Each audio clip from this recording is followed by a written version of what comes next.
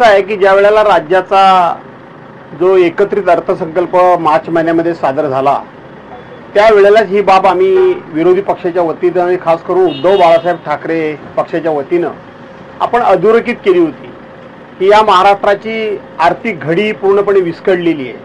महाराष्ट्रामध्ये आर्थिक बेशिस्त जी आहे ती असायला पाहिजे ती बेशिस्त झालेली आहे आणि त्यावेळेला राज्याच्या अर्थमंत्र्यांच्यावर अत्यंत कठोर शब्दामध्ये मी टीका केली होती।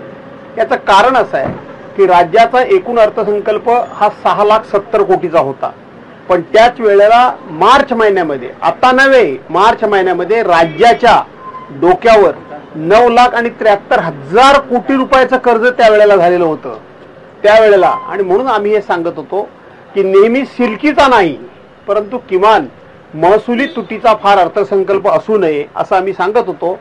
पण लोकांना निवडणुकीच्या पूर्वी दाखवलेलं गाजर, निवडणुकीच्या पूर्वी सरकारी पैशातून लोकांची विकत घेतलेली मतं लोकांच्या हे लक्षात येत नव्हतं की आपलेच पैसे आपल्याला दिले जात आहेत। याचा अर्थ आपल्या डोक्यावर भविष्यामध्ये खूप मोठा कर्जाचा बोजा होणार आहे। राज्यावर कर्ज म्हणजे कोणावर? राज्यातल्या जनतेच्या डोक्यावर कर्ज। हे सरकार पूर्णपणे आर्थिक बेशिस्तीमध्ये आणि प्रचंड भ्रष्टाचार करून राज्याला कर्जाच्या खाईमध्ये लोटलेली ही वस्तुस्थिती आहे।